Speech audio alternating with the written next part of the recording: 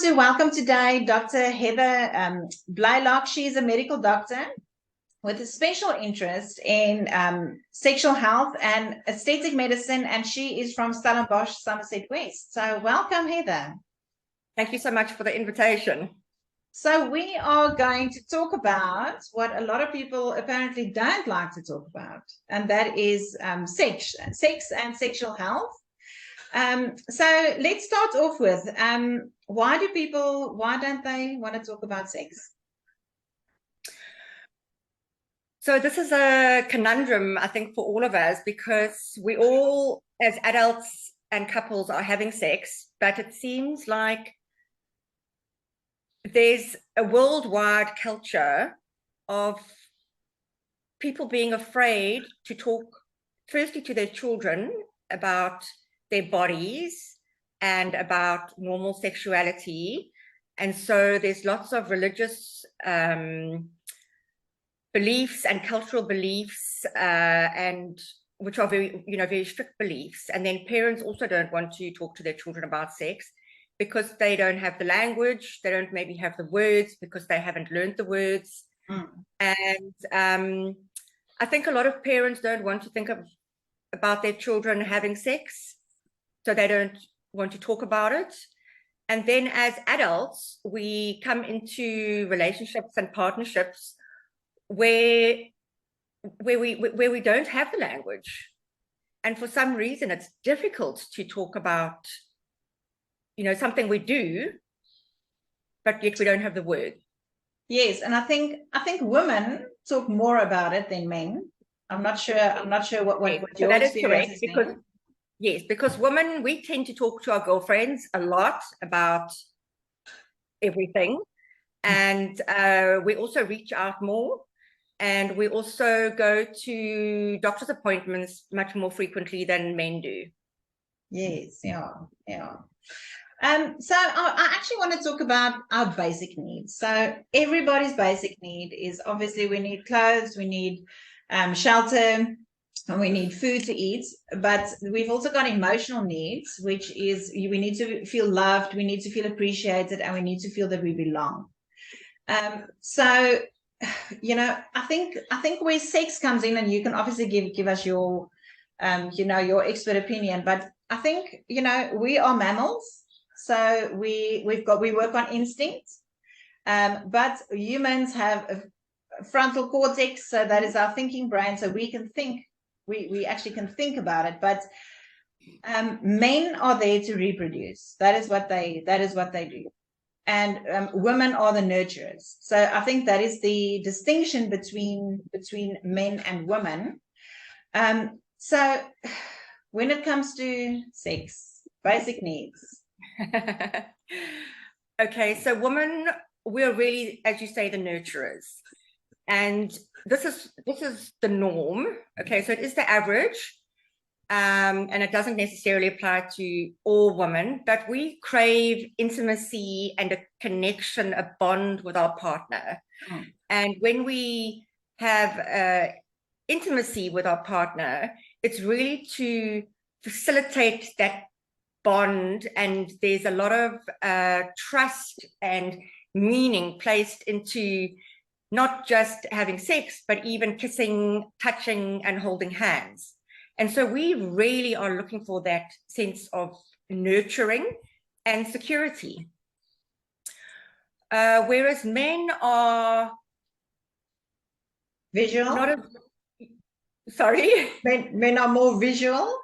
Men are very visual.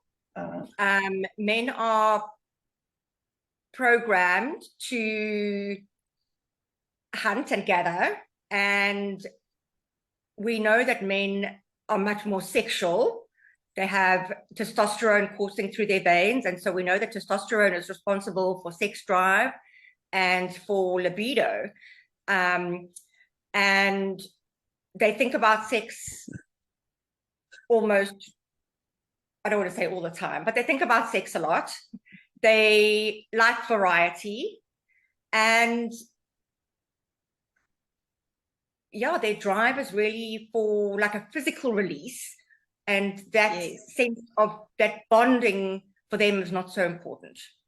Yes, yeah. So obviously there is a distinct difference between men and women when it comes to sex. Yeah. So now, what happens when you don't get sex? Let's say in the marriage. Let's say you've been married for a good while, but there is just no sex. How do we handle this? Okay, so just very interesting. I did some reading last night, and there's an article published in one of the psychology journals in 2019 where they looked at sexual satisfaction and if marriage or being in a partnership of some sorts was a predictor of sexual satisfaction. And what came out at the end of the day was that sexual satisfaction is measured by the number of sexual interactions in a week, in a month. Oh, okay. And so it's the number really of interactions that at the end predicts sexual satisfaction. Okay, so now if you're in a partnership and you're not getting sex, and this can be from either partner, but we do also know that women, because we have so many different stages in our lives where our hormones are changing. So for example, pregnancy, breastfeeding, the perimenopause and the postmenopause, where there's huge fluctuations in our hormones and therefore our sex drive and our sexual response cycle. Do you know, at the end of the day, if you're not getting it at home, the partner is going to potentially look elsewhere, or not necessarily look elsewhere, but be open to something if something were to expose itself.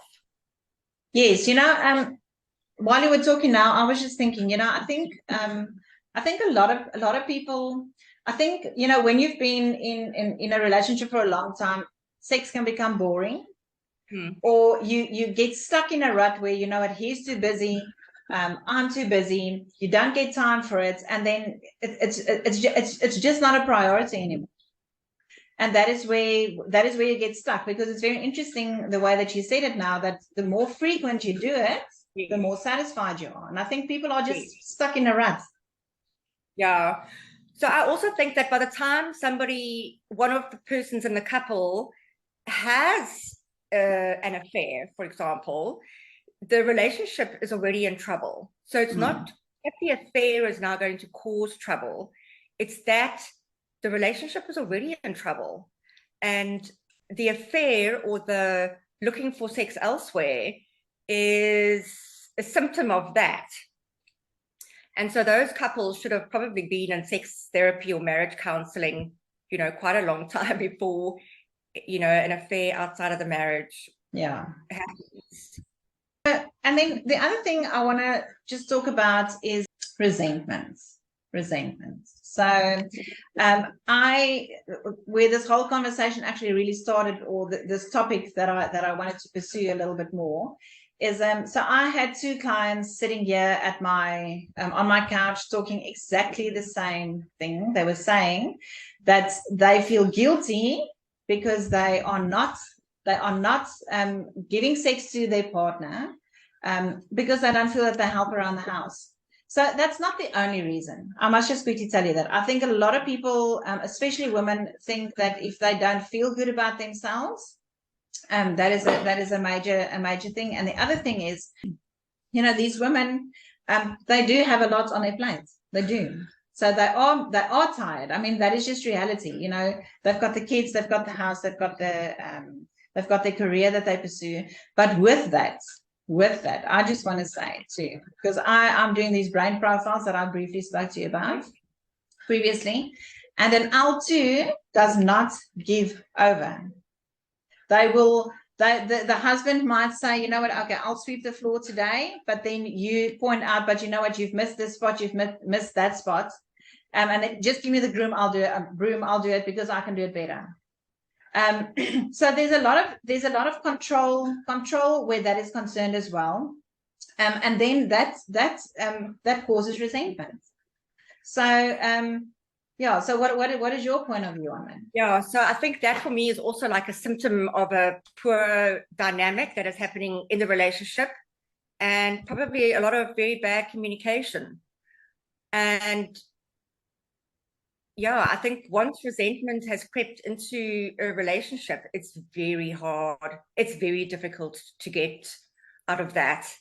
You know, it's the same as we were talking the other day was, you know, the circle of the three, you know, trust and love and respect. And if one of those is missing, then your circle of safety and security and loyalty and, you know, your relationship is broken. And to even get one of those back is also very difficult. And both parties have to want to really work hard at that. Yeah. But, you know, relationships is all about communication. And if you are also now introducing a power dynamic into the way that you interact, that's very dangerous ground, because no one is going to be happy with that at the end of the day. And it can create a whole lot of other conflict spin-offs. Yeah, no, definitely, for sure.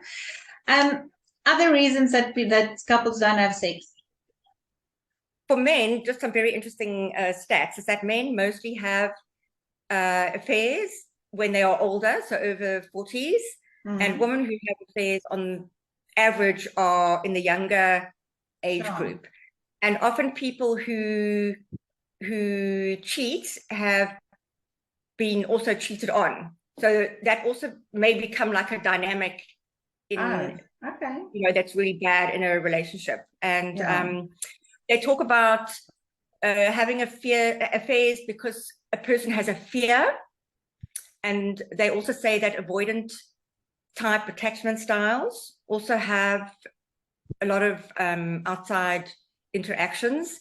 And this is because they have an intense fear of intimacy. And so by having more casual, superficial engagement means that they don't have to connect with that deep part of intimacy. People also fear being trapped. They also have maybe have a low self-worth. And they may also have a fear of rejection. Then there's also the other dynamic, which is the ego dynamic. So the person may be, you know, seeking opportunity, or they're seeking affirmation for their own self-worth, or they measure their success by, you know, people finding them attractive, etc. And then opportunity. If couples are in, if individuals are in situations where there is potentially opportunity, so for example, traveling, you know, away from home. It's open. You know, it's open. It's open. And the other thing is, I think, you know, physical problems.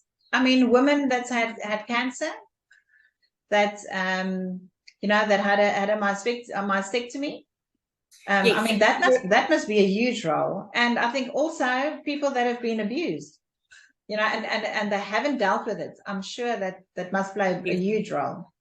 Yeah, so we do actually see a lot of, it's quite frightening actually, the stats, but we do see a lot of women, especially because women are more forthright with coming to us and, you know, with communicating, is the high incidence of abuse. And we also know that it has happened in men, but, you know, they don't. And a lot of these women have held a secret, you know, so close and so tight for so long. And we know that it has an impact on our emotional being, and then it can affect our physical being. You know, so they carry that pain, you know, so deep, and it can manifest as sexual difficulties. So they may have what seems to be a low libido. They may experience sexual pain. Therefore, they avoid situations where, you know, there's going to be a potential interaction. They adopt fear-based behaviors, which is more and more and more avoidance type behaviors.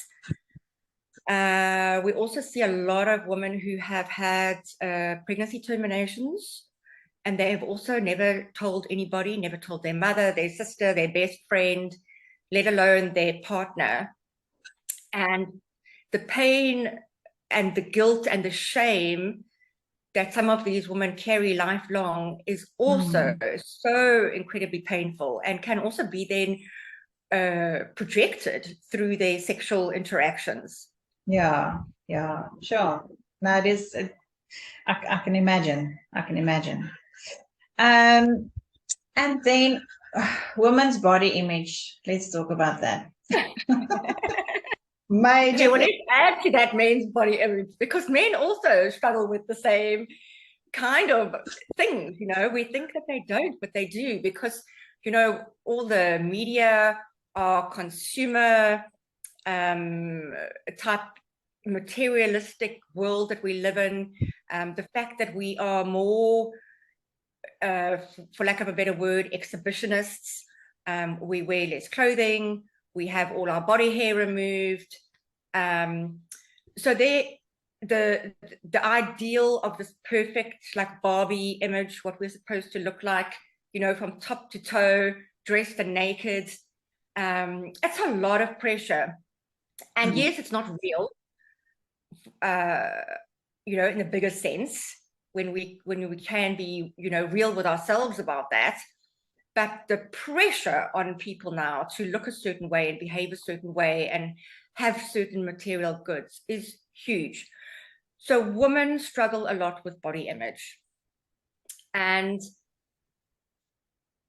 also, when we come back down to the pressures and that is put on our physical bodies with going on to, for example, even contraception has changes in our hormones and in our potential weight gain, pregnancy, the after effects of pregnancy, breastfeeding, the after effects of breastfeeding. And a lot of women think that they are not, you know, so beautiful and so attractive after they've, you know, given birth, or even they don't like it when they're pregnant. Because their body has changed. I mean, their body has changed. Yeah, because the body has changed. Yeah. Yeah, and they, you know, I also know of so many couples who the woman doesn't allow her partner to ever see her naked. And that for me is like so incredibly sad, because really all bodies are beautiful. And we only have this one body for our life, you know, that we need to learn to love ourselves. Then even after in the perimenopause and in the post-menopause period. So we have to realize that because we're living so much longer now, women are living much longer now in the post-menopause period of our lives than we were, you know, from teenager to 49, 50. And our bodies also go through incredible changes during that time. And then the potential chronic diseases, you know, creeps in. So maybe we, you know, have diabetes, high blood pressure, maybe we've had cancer and cancer treatments, we maybe have like surgeries, and those can all also have an impact on body image, you know, scarring, surgical scars. Women are, yeah, we are so self-critical and always comparing ourselves. And it's a very negative place to be. Not to say that men also don't experience body image issues, because they're also exposed now to the same kind of pressure from the media, from, you know, from social media, from magazines, from watching porn, to, you know, going to, you know, watch exotic dances and stuff. They also have this pressure to look a certain way, you know, to be metrosexual, to, you know, everything must be perfect. And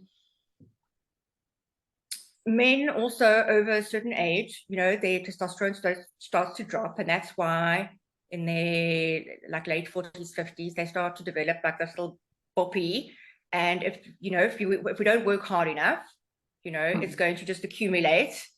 And men have a lot of pressure with performance anxiety. So when we are so preoccupied with what our bodies are looking like, you must understand that the anxiety going on in a lot of men's brains is, am I going to get an erection? Is it going to work? Am I a good lover? Am I going to please my partner? And those are also kind of like image concerns and pressures that can, have an impact on performance. Yes, no, definitely. And what I'm seeing in my practice is when people are stressed, when they are overworked, that is the last thing on your mind. So and also and with that, I think that is critical where self-care comes in. And especially for women, again, because we are so we do everything, we want to do everything. Self-care is very important, and it's good, and it's good for you to go for that massage. It's good for you to go for that pedi or that mani, because it makes you feel better. It makes you feel good, and then you are there for your partner. That is correct. Yes, that is absolutely right. Self-care is so important. I think we live in a world that is just so busy, and I think so unnecessarily busy in a lot of ways. So we know that that stress also has obviously a very negative impact on our health, on our physical health.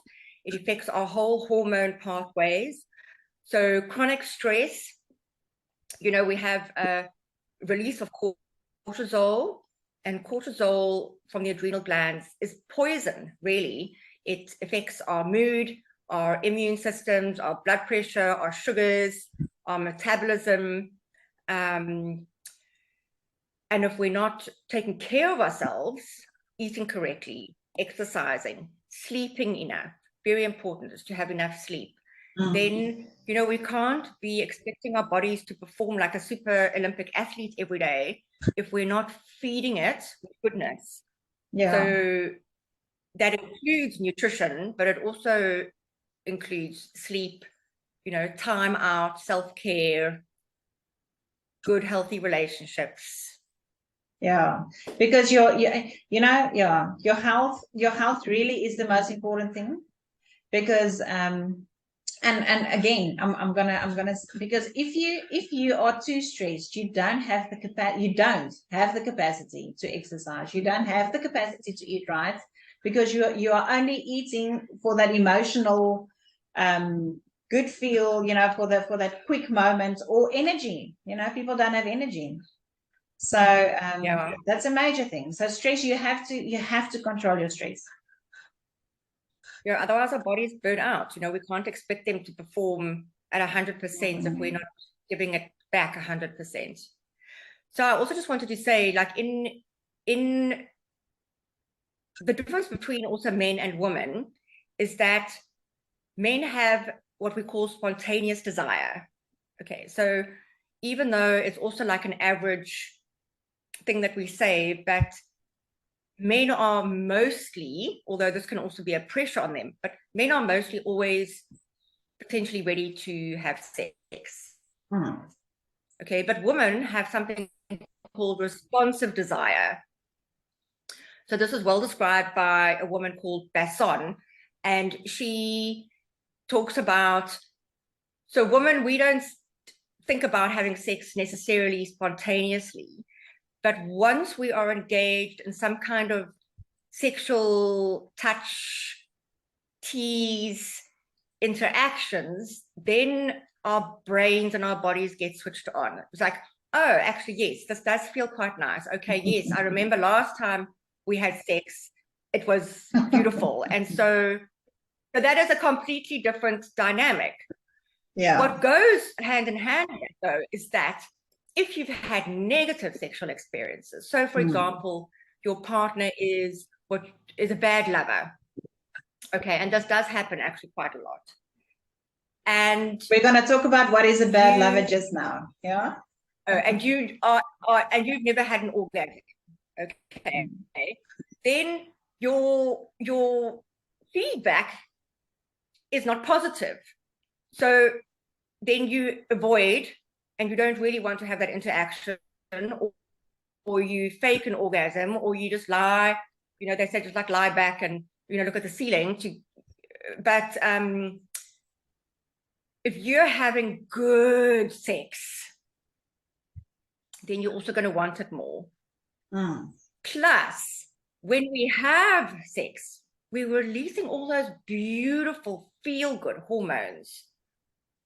Okay, so it's dopamine, serotonin, oxytocin, you know, so we get like that rush, that cuddle, beautiful connection of feeling good with our partner, body sensations.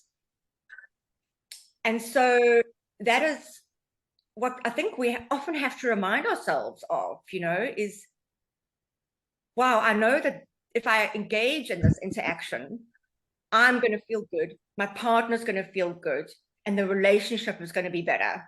Yeah. So we say that most of sex is in our heads, and this is so true. So if we are cognitively engaged with having intimacy with our partner, then our body can follow suit. If we are blocked cognitively, then our body is going to be blocked. If we are blocked from being able to let go, to be able to be in the moment, if we are too self-aware and it's all in our heads, then we're not going to want to engage in that dynamic. True. I agree. So what, according to you, Heather, is bad sex? I think it's different for every couple. Yeah. So there are some people who are touchy-feely. There are people who are happy with their bodies, confident with their bodies. There are people who can communicate well. And if you put all that together and you have a partner with a similar outlook, then your sexual interaction is going to be so much better.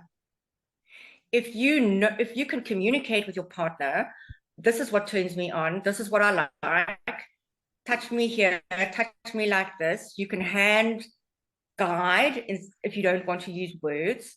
I will always say, don't ever say anything negative, because it can, you know, kill the moment. Yes. Rather use positive input or even hand guiding. A lot of people don't understand basic anatomy. So if you don't understand, for example, the sensual and erotic places in a woman's body, and a lot of women don't even know this themselves because of taboos, either culturally or religiously, that prevent any kind of, you know, self-exploration, masturbation, etc.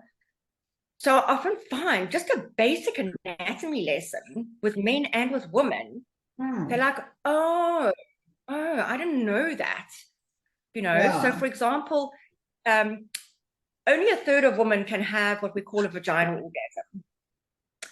2/3 of women have a clitoral orgasm, okay, because the clitoris is our orgasmic tissue. So the clitoris and the penis in the embryo are derived from exactly the same tissue. So the clitoris also becomes engorged with blood when we become aroused. And it's a very big 3D structure that extends. So that little tip of the clitoris that we see, that's really only the tip of the iceberg. And the main part of the structure lies on the sides of the vulva, and then the other two cavernous bodies and erectile tissue straddle the vagina lower down. And you know, if you understand that, then you understand that a penis and a vagina that's just thrusting is not pleasurable for a woman in the majority of cases. And I think if we haven't had a little bit of like basic sex education, then a lot of people miss that. Yes. Yeah. Now, I do think a lot of people don't men especially don't want. No, and a lot of men on the whole want to think of themselves as being good lovers. Men also need to remember that women need foreplay. So 15, 20 minutes. So it's not a 4, it's the 15 to 20 of warm-up. Starting in the And morning. the warm-up doesn't have, yes. So the warm-up doesn't have to be chest, boobs, genitals. You know, we've got many other erotic areas on our bodies, and for each individual it's different. And so for each couple, they should really explore that and know that, because it can really add like a great fun dynamic and potentially prolong your sexual interaction. Yes. Also, women don't